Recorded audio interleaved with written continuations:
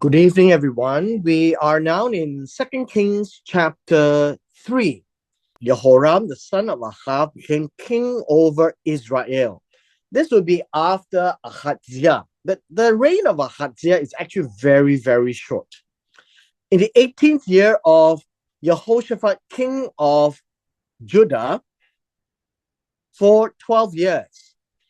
I want to point out to you the life of Jehoram. And the life of Jehoram is said that he did evil in the eyes, right? In the eyes of Jehovah.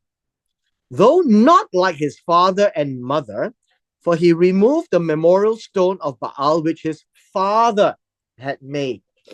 In verse 2, I want to reiterate evil as we read it.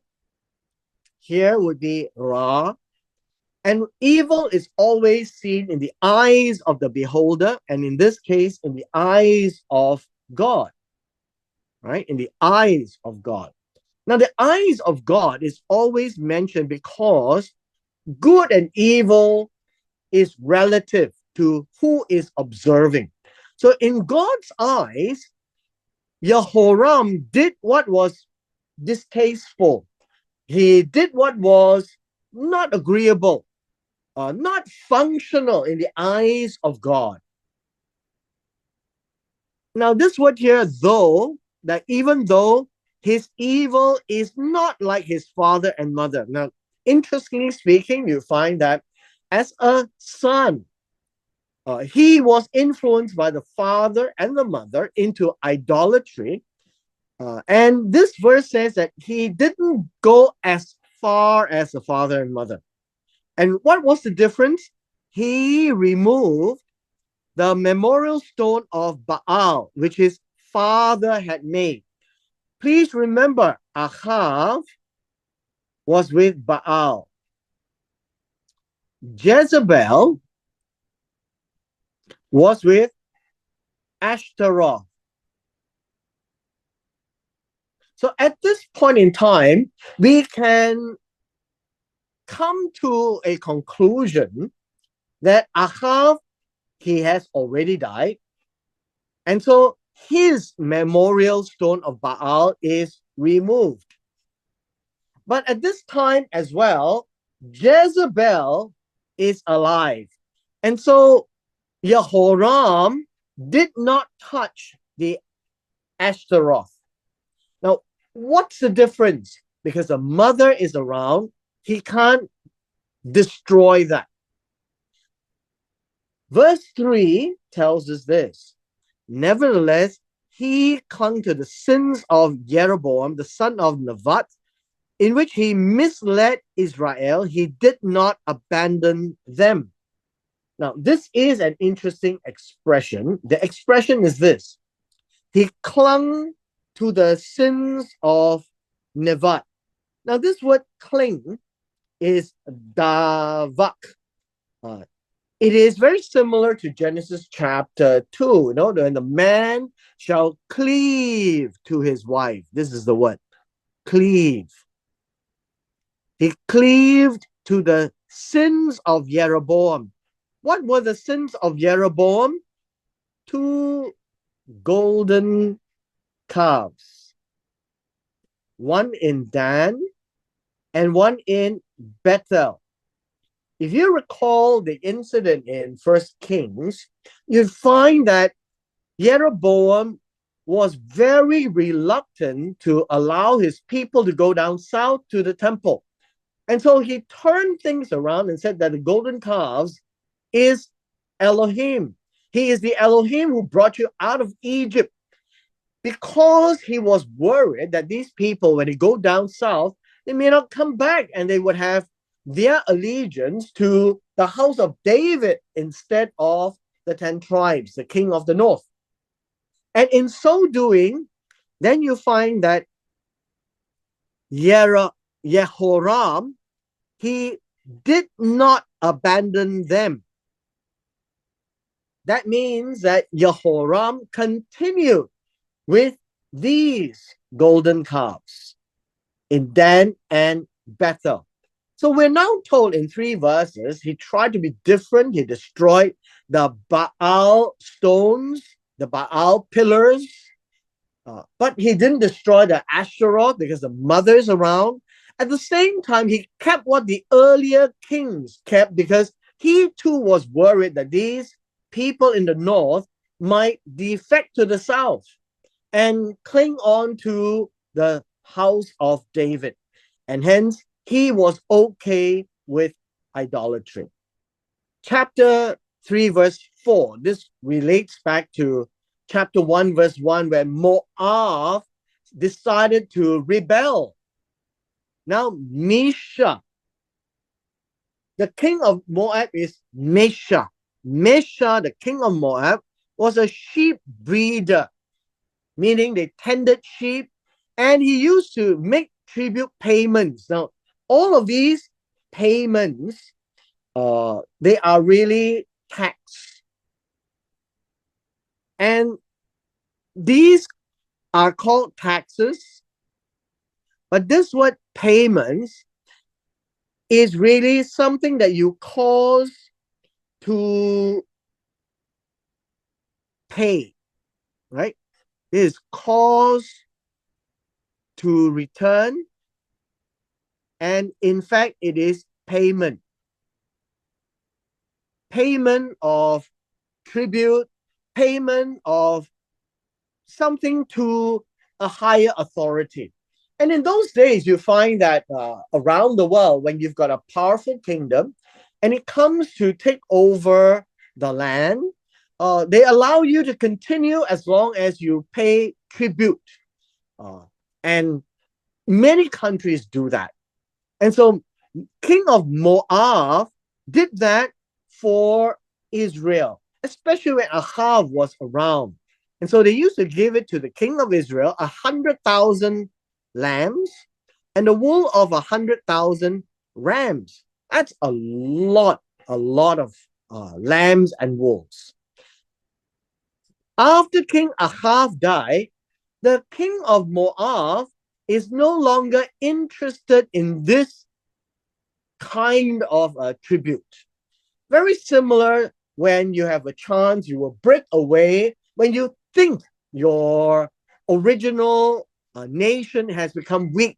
And so now with Jehoram taken over from Ahaziah and also taken over from King Ahav, Mesha, the king of Moab, thought that Jehoram is weak. And so the king of Moab broke with the king of Israel. Verse 6, King Jehoram left Samaria at that time and mustered all Israel. I want us to be familiar with this statement here. All Israel, and in the Hebrew, it is known as Kol Israel. Now, this term refers to all 12 tribes. At this point in time, King Jehoram is only king of the north, which means he has 10 tribes. And so with this, in verse 6, we are told that he needed all 12 tribes to go against Mesha, the king of Moab. In verse 7, and then he went and sent word to Jehoshaphat, his uncle, the king of Judah, and he says this. You see, the king of Moab has broken away from me, the king of Israel. Will you join me to fight against Moab? And Jehoshaphat said, yes, I will go up. Consider me yours, my people as your people, my horses as your horses. Similar words to King Ahav when he was fighting the king of Syria. Verse 8. And then he said, which way shall we go up? He answered, the way of the wilderness of Edom. Now, we must remember the terrain. The terrain is important so that we have a better idea. This will be the Galilee area, the Jordan, and then we have the Dead Sea. Then we have these locations. This is Edom, and this is Moab. And Moab has Ammon in the north. On the west side, we have Israel, the northern, and then we have Judah, the southern. So when Jehoram says, let's go the way of the wilderness of Edom, he is really saying to do this. He will come down, and so will Judah join him. And then together with Edom to come up from the south. Now, a couple of things that everyone should know is that Edom is really a wilderness. There's nothing much in Edom. But Edom has a king as well. And Edom is in allegiance with Judah. Edom is paying tribute to Judah. And Israel, under King Ahab, had Moab. And then Ammon is together. So what's going to happen is they will come down from the south and go up north from Edom. And all these places are what we call wilderness land. Wilderness land literally means desert land, and there is very little water. So now when we read in verse 9, we see the problem. The king of Israel went with the king of Judah and the king of Edom, and they made a circuit of 7 days' journey, but there was no water for the army or for the cattle that followed them. Now, the cattle that followed them is for meat. This is food for the army. And so they encountered problems here at this area. Verse 10. In verse 10, and then the king of Israel said, this is not going well. It is hopeless. The idea here, it is hopeless, is very much an exclamation of pain. That, it's like, it is, he's facing a wall. It's not making progress. He seems to say that, no, that God has called these three kings to hand them over to Moab. They are now here and they are about to die. They don't have water. And he forgot that traveling in the wilderness, you need a lot of water. And then Jehoshaphat said, now Jehoshaphat is the king that always remembered God. And so earlier on in the book of First Kings, he encountered the prophets. So we have Micaiah that came up. Now in verse 11, he made the exclamation, is there no prophet of Jehovah here, that we may inquire of the Lord by him? Now understand this, they will always seek God. Now the man of God always seek God. How do you seek God? Remember, we have king, we have God, and then we have prophet, and we have priest. So we have priest as the religious, we have prophet as the contact point for God. They understand that if a person is well known as a prophet, the king can consult the prophet so that the prophet will hear from God for any answers that the king is seeking for. And in this, you find that Jehoshaphat is always interested to know what God wants to do. Now, little did they know is that one of the king of Israel's servants answered and said, guess what? Elisha, the son of Shaphat, is here, who used to pour water on the hands of Elijah. Now, this expression, to pour water on the hands of Elijah, there are two ways of looking at it. One is to say that he was a personal servant, and that is not wrong. One other way of saying is that at Mount Carmel, when Elijah asked for water to be poured onto the slaughtered bulls, it was Elisha who poured the water. Now, that's another way of looking at it, or some sort of a miracle. Now, that's how the Jews looked at this particular verse regarding Elisha. But more importantly now is we go on to verse 12. Jehoshaphat is more interested in God than Jehoram. The word of the Lord is with him, with Elisha. And hence we find this expression. The king of Israel, Jehoshaphat, and the king of Edom went down to him. This whole idea, much speculation, I just highlight to you, but we won't deal with it today, is why was Jehoshaphat not called king here? Why was he just Jehoshaphat? Speculation was that he was humbling himself before Elisha. He was not deemed to be a good enough king because he went ahead to align himself with the bad kings of the north. First with Achav, and now with Jehoram.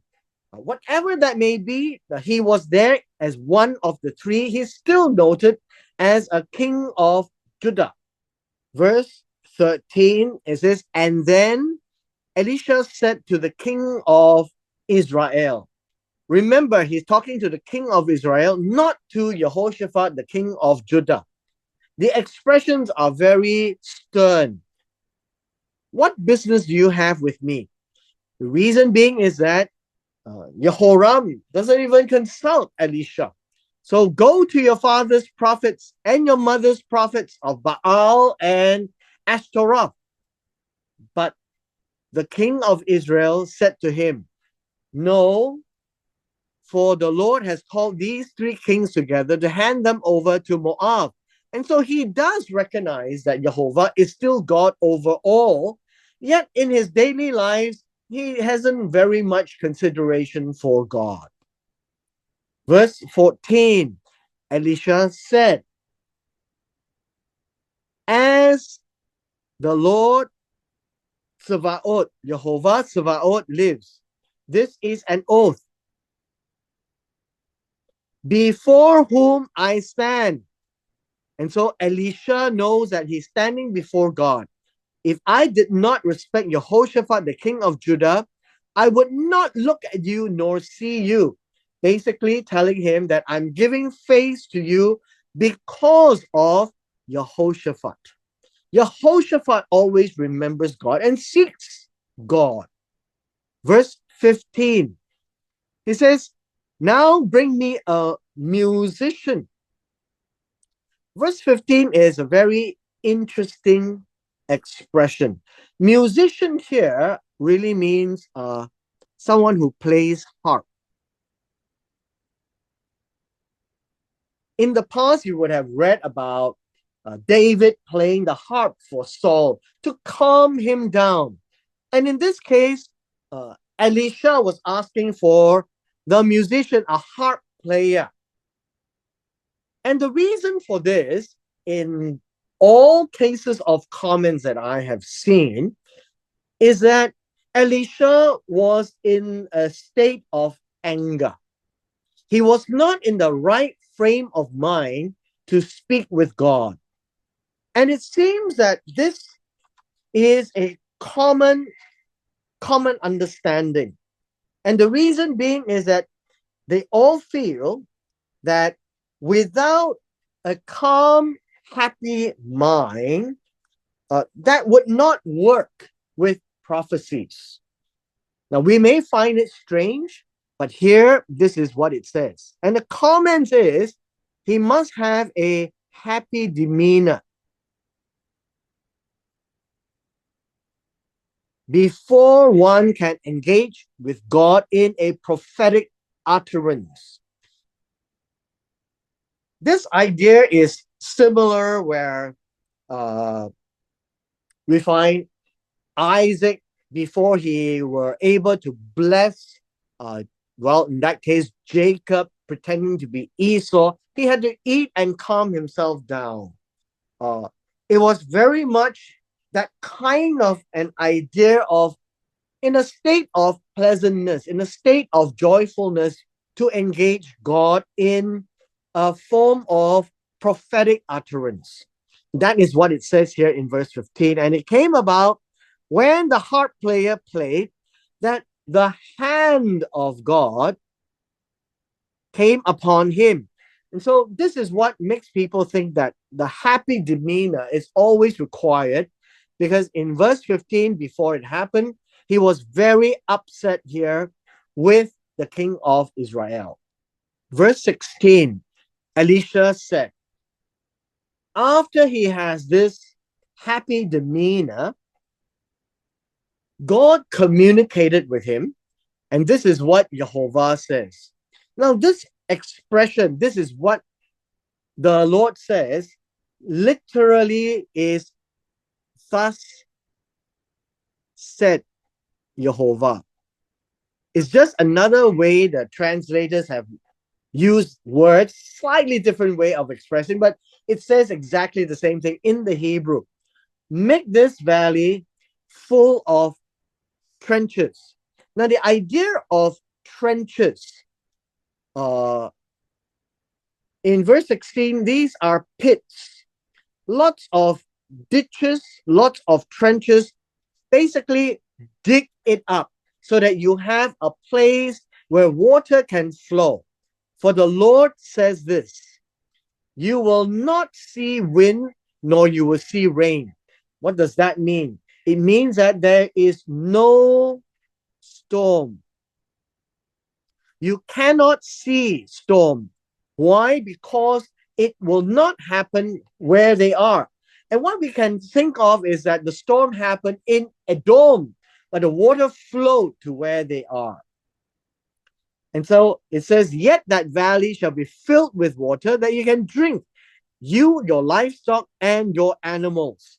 And so after digging it, verse 18 says, and this is an insignificant thing in the eyes of God.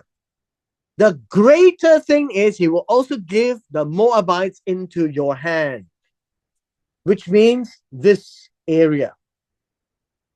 One of the most important things that we need to recall is that in Deuteronomy, that the land given to Moab and Ammon cannot be taken over by Israel. They are just lands that's been given over to the sons of Lot. And Israel and Judah has no business to take their land, but they are now waging a warfare.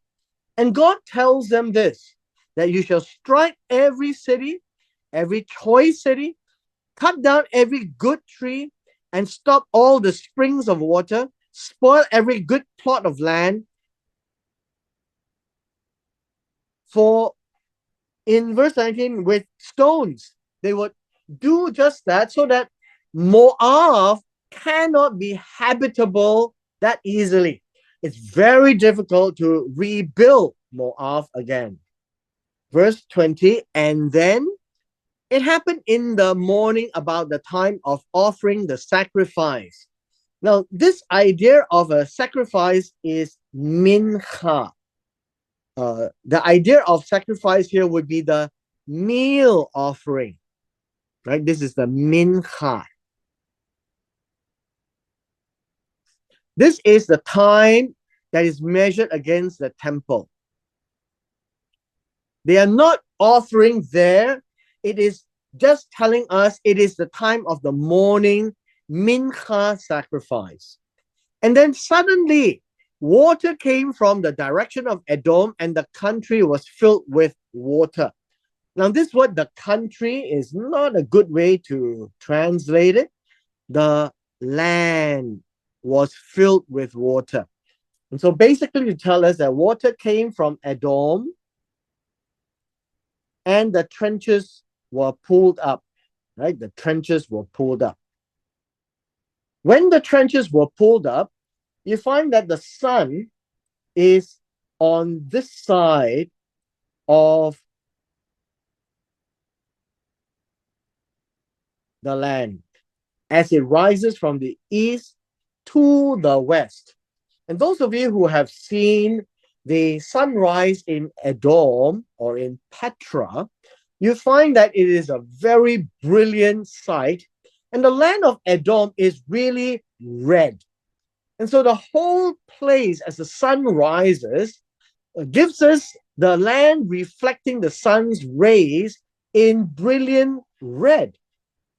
And this will give us an idea what really happened in 21 and 22.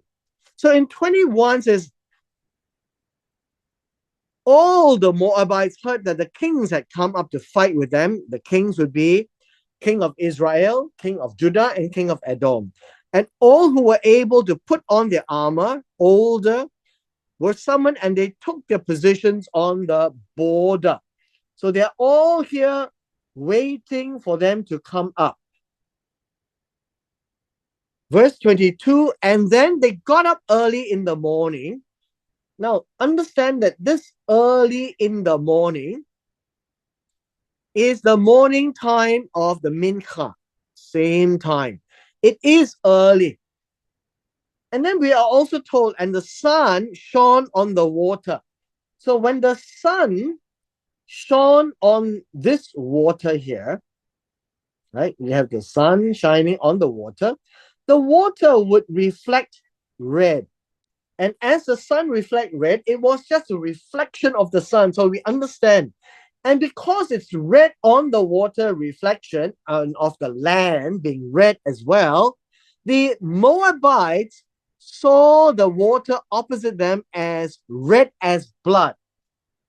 So that we can see that these people were looking at the water red, thinking it was blood. We read in verse 23, and so they said to each other, this is blood. The kings must have fought each other. They have killed each other.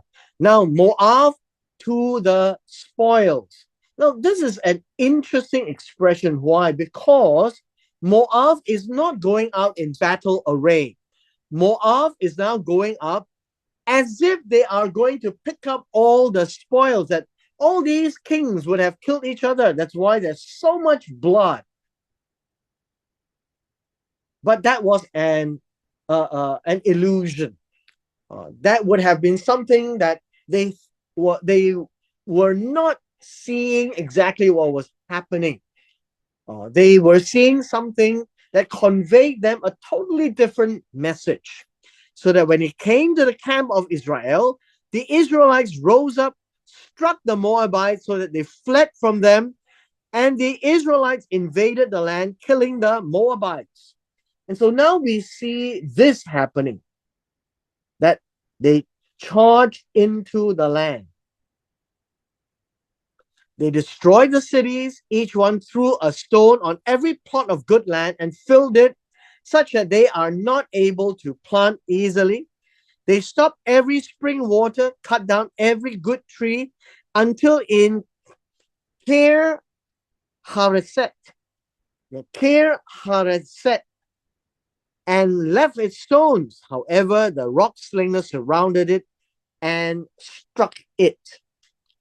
Now, in verse 25, after we see this, everything was taken over, all over here. There is nowhere else for the king of Moab to go. In the next two verses, we read this. When the king of Moab saw that the battle was too fierce for him, he took with him 700 men who drew swords, and he tried to cut through Edom, meaning he was trying to cut through this area here. This area here to run away. to break through the king of Edom, but they could not. And so at the end of the day, we have a very cryptic verse, and I will deal with this verse very quickly. Then it says here in verse 27, then he took his older son, who was to reign in his place, and offered him as a burnt offering on the wall. The word offered is to say that there was a burnt offering upon a wall. There was no mention that he was slaughtered, but by inference, a burnt offering requires the killing of an animal.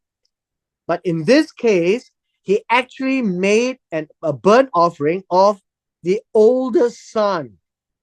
And so the question is, who is this older son? So one way of looking at it was that it was a king of Moab and took the older son of the king of Edom and offered, meaning killed him and burned him up on the wall to appease to God.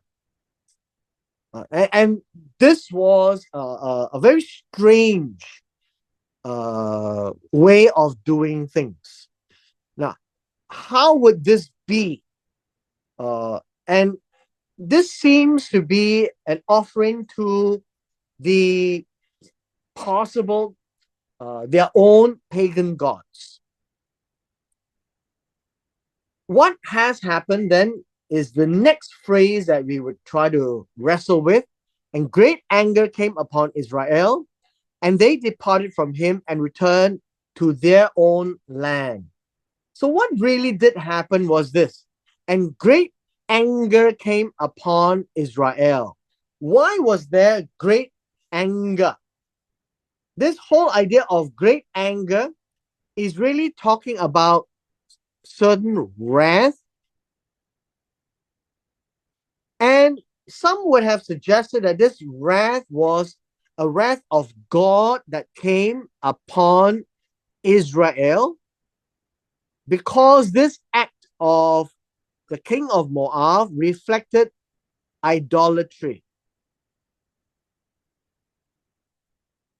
The text isn't very clear, but it is one way of looking at it, that God's wrath came upon Israel, and God